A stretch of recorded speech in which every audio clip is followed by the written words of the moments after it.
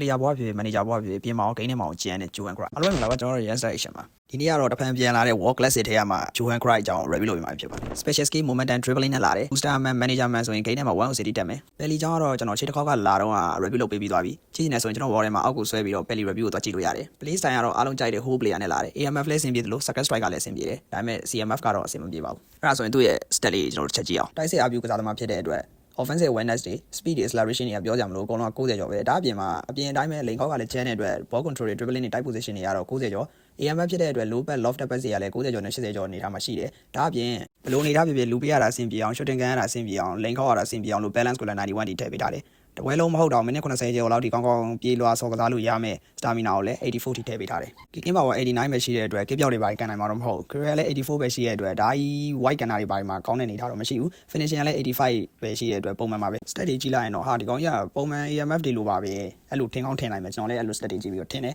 ဒါပေမဲ့တကယ်အင်ဂိမ်းမှာကျတော့အဲ့လိုမဟုတ် off the ball movement တွေမှာတော်တော်ကြီးကိုကောင်းတယ်ကြေးထွက်တာတွေပါတယ်လည်းတော်တော်ကြီးကိုကျန်းတယ်ဒါတောင် CF မဟုတ်เนาะ AMF position နဲ့ပြေးထွက်တာတွေဘောလုံးအကြောက်စောင့်နေတာတွေကနေရာယူတွေကတော်တော်ကြီးကိုကျန်းတယ်study ကြီးပဲအကုန်မျက်လုံးမိတ်ပြီးယုံနေလို့တော့မရဘူးကိုအင်ဂိမ်းမှာ3ကြီးမှာတကယ်ရတာကိုသိရတယ်ဥပမာအနေနဲ့ပြောရရင် B2 ရဲ့ speed acceleration 99 ကိုအခြား player ကိုလည်း player progression မှာသွားပြီးတော့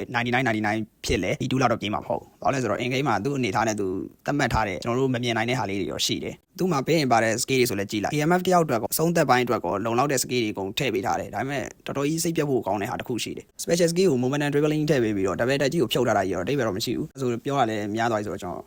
အင်္ဂိမ်းမှာဆော့ရတာဘယ်လိုနေလဲဆိုတာ brother တို့ပဲချက်ကြည့်လိုက်တော့တီကီတာကာရဲ့နေတိုင်းမှာ Johan Cruyff စားခဲ့တဲ့အလေရောက်သူ့ရဲ့ကစားပုံတွေကတော်တော်ကြီးကိုတီကီတာကာမှာအထားကြတယ် one touch pass တွေပေးတာတွေဆိုလဲတော်တော်လန်းတယ် through passing ဆိုလဲပြောကြမလို့တော်တော်ကြီးကျန်းတာဗျာ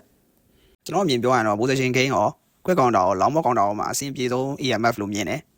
ဒီချိန်မှာ Johan Cruyff ကို free ပေါက်တာမဟုတ်ဘဲနဲ့ coin နဲ့သုံးပြီးပေါက်တာမဟုတ်ဘဲနဲ့ကွိုင်းအများကြီးထည့်ပြီးလိုက်မယ်ဆိုရင်လိုက်တင်လားဆိုရင်တော့ကျွန်တော်အတွက်ဖြေရတာနည်းနည်းခက်ခဲပါတယ်ဘာလို့လဲဆိုတော့ AC box မှာပါတဲ့ Gullit ကသူ့နေရာပဲ second striker AMF နေရာဒါပေမဲ့ special skill နှစ်ခုနဲ့လာတယ်ထွက်သမျှကတိုင်းကျန်းတဲ့ Gullit ဖြစ်တဲ့အတွက်ကျွန်တော်ဆိုရင်တော့ Johan Cruyff တဲ့ Gullit ကိုသွားလိုက်မိမှာအမှန်ပဲတခုတော့ရှိတာပေါ့လေ Gullit box က250 Johan Cruyff box က150ဆိုတော့ chance ကနည်းနည်းတော့ကွာပါတယ် AMF စစ် second striker စစ်မှာ Gullit နဲ့ Johan Cruyff ကိုဘူးမှမရှင်းနိုင်ပါဘူးဒီကက်ကလည်းထွက်သမျှကတိုင်းထဲမှာ Johan Cruyff အကျန်းဆုံးကက်လို့ကျွန်တော်မြင်မိပါတယ်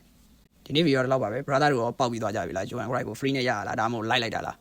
တော့ရတာဘယ်လိုနေလဲကျွန်တော်ရဲ့ comment section မှာဝင်အောင်ဆွေးနွေးညှိနှိုင်းသွားလို့ရပါတယ်အဆုံးထိကြည့်ပြီးတော့တရားချင်းစီတိုင်းကိုကျေးဇူးတင်ပါတယ်ကျွန်တော်ကောင်မှာ info ဘောကောင်းနေရောင်းတာဝယ်တာလဲတာလာလို့ရပါတယ်